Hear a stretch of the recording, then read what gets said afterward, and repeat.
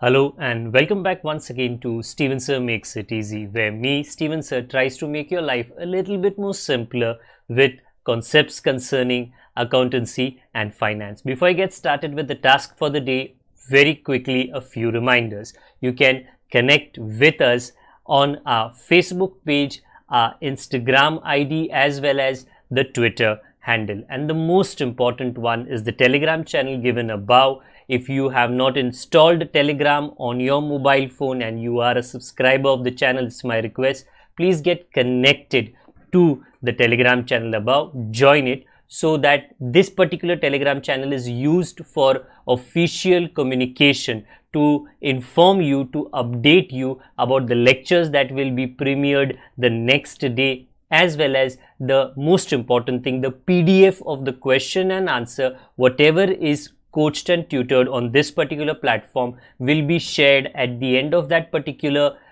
chapter, so that you can download it and use it for your future reference basis. Also, if you do intend to purchase the textbook from which the necessary questions are explained during the various lectures, the purchase link is provided in the description of every lecture. And most importantly, if you have missed out the past tense, that is the last lecture, there is an I button given above. Please click it, watch that particular lecture, and then you can come here. Very importantly, at the end is, if you have not subscribed to our YouTube channel, please do make that a task for the day and subscribe to our channel, and together with that also press the bell icon so that Mr. YouTube notifies you about lectures which are uploaded on this particular platform. That's as far as the reminders are concerned. Let me get started with today's lecture.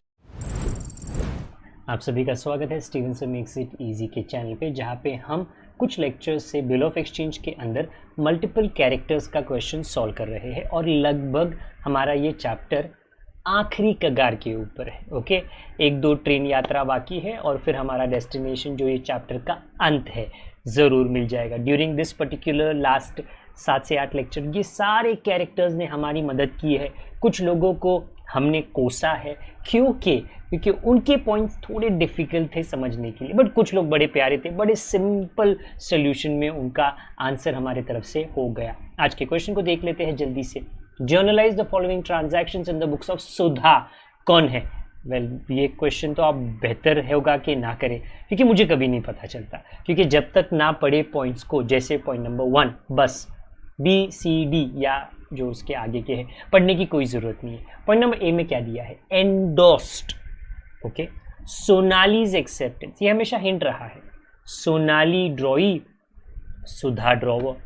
तो सोनाली का accept हमारे पास था, हमने एंडोस कराया किसको? Of 2 months for 6,000 in favour of Urmila. हमने वो जो सोनाली का बिल हमारे पास था उठा के उर्मिला को दिया।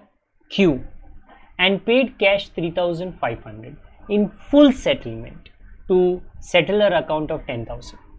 परिस्थिति सिचुएशन ऐसा है, उर्मिला को हमें 10,000 देना है। तो ये 10,000 हमने कैसे दिया? हमने एक बिल लिया जिसका कीमत था 6,000, हमने उर्मिला को दिया, तो वो एक पेमेंट हो गया। हमने कैश लिया 3,500 और उर्मिला को दिया, वो भी एक पेमेंट हो गया।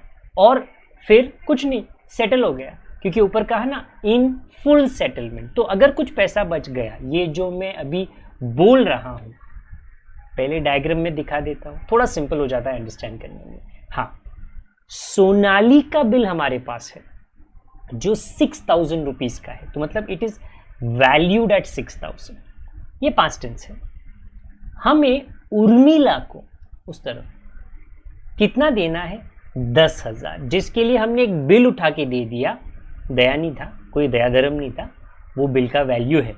It is a form of payment. हमने बिल दे दिया 6,000 का और हमने कैश दे दिया, बट इससे टोटल कितना होता है? 9,500, बट देना तो 10,000 है। हाँ, तो वो जो बीच में 500 रुपया गायब है ना, जो आप बाद में नहीं देने वाले, क्योंकि वर्डिंग्स लिखे थे फुल सेटलमेंट। फुल सेटलमेंट मतलब बाकी का डिस्काउंट, क्योंकि उर्मिला भी 500 के लिए झगड़ा नहीं करी।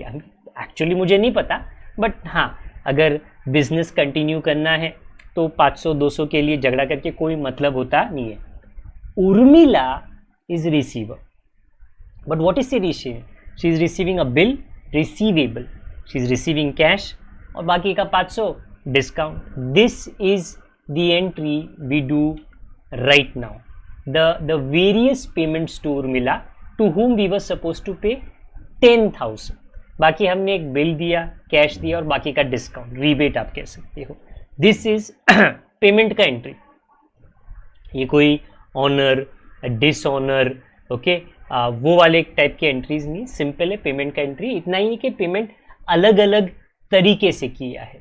थोड़ा बिल दे दिया, थोड़ा कैश दे दिया, बाकी का दिया ही नहीं, तो वो डिस्काउंट हो गया.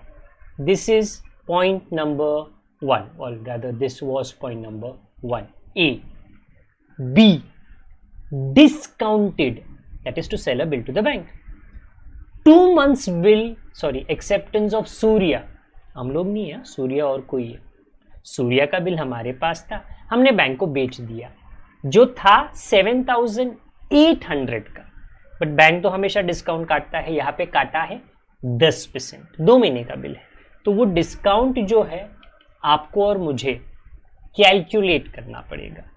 सूर्या ने हमको बिल दिया, ये पास्ट टेंस है. हमने ये बिल बैंक को बेच दिया, कलेक्शन के लिए नहीं, बेच दिया. बट बीच में बैंक डिस्काउंट काटेगा. कितना? 7,800 into 10% into 2 months. The moment आप वो कैलकुलेट करो, आपको वो 130 आएगा. और डिस्काउंटिंग का entry, bank debit, discount debit to bill receivable. It is the entry for discounting, जो मतलब इतनी बार हमने हमारे डिफरेंट प्रॉब्लम्स में किया है. 130 माइनस करके जो आया वो बैंक में 7,670 to bill receivable 7,800. Being bill discounted, आप चाहो तो लिख सकते हो being Surya's bill discounted at 10%, 12%. मतलब जो नरेशन है वो लंबा हो सकता है, वो आपकी मर्जी है. इतना भी चल जाता है क्योंकि मैंने बाकी काफ़ी नरेशंस डिटेल में ही वैसे भी दिए थे. पॉइंट नंबर सी.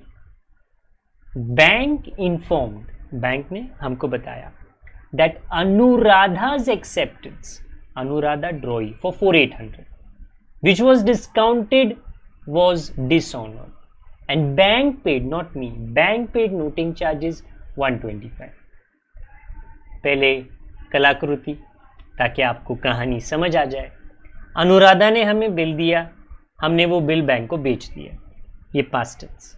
सो ऑब्वियसली जब ये कहानी ख़त्म होगी तो बैंक ये उम्मीद लगाता है कि अनुराधा पेमेंट करेगी. किया तो ऑनर, नहीं किया तो डिसऑनर. और इस क्वेश्चन में कहा कि अनुराधा ने पेमेंट नहीं किया और बैंक ने नोटिंग चार्जेस 125 का भरा. So you have to cancel the bill and return it. Anuradha debit, bank credit. Collection वाला नहीं है, कलेक्शन वाला नहीं, सिंपल बैंक क्रेडिट.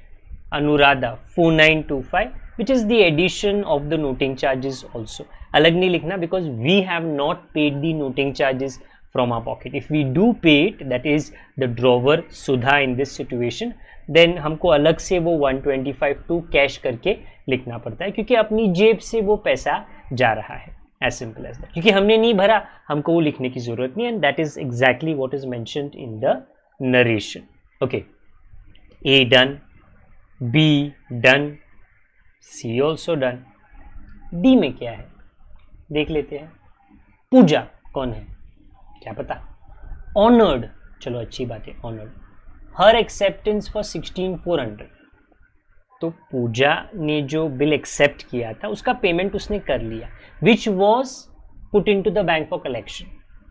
तो पुरानी कहानी ऐसे है, वेरी इंपॉर्टेंट पुरानी कहानी, कि पूजा ने हमें बिल दिया, हमने वो कलेक्शन वालों को दिया. पुरानी कहानी, ये दोनों, इस तरफ वाला उस तरफ वाला, पुरानी कहानी. अब क्या हुआ, पूजा ने ऑनर किया. मतलब देखो ऐसे होता है, जो लंबा रामायण में नहीं खींचूंगा.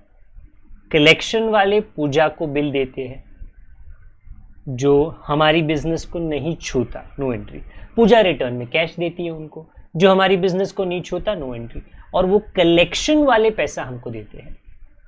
तो आप कैश भी लिख सकते हो और आप बैंक भी लिख सकते हो। ऐसा मैं क्यों बोल रहा हूँ, क्योंकि बैंक एक्चुअली अपने हाथ में पैसा नहीं देता, वो हमारे खाते में डाल देता है। तो कैश और बैंक दोनों चल जाता है। इम्पॉर्टेंट है बैंक चार्जेस, बट वो तो नहीं है, क्वेश्चन में बोला नहीं। अगर होता तो वो डेबिट होता और वो कट के हमें पैसे मिलते, बट यहाँ पे आपको 16,400 डायरेक्टली डेबिट करना है। सो दी घुमा फिरा के ओके, खुदा पहाड़ निकला चूहा, जो हमारी डी वाली एंट्री है, जो इस प्रॉब्लम में और सिंपल है क्योंकि बैंक चार्जेस नहीं है। ओके, मैंने बैंक लिखा है, क्यों बैंक लिखा है, कैश के जगह पे, क्योंकि नॉर्मली ये जो पैसा होता है बैंक हमारे हाथ में नहीं देता। बिल्कुल, बैंक तो आजकल 2-3 रुपया भी नहीं देता, सबके लिए ट्रांसफ़र करता है। बैंक डायरेक्टली खाते में ट्रांसफ़र करता है, which makes a lot more sense, क्योंकि वो फास्ट भी होता है और उसके वजह से हमें या पार्टी को बैंक भी जाने की ज़रूरत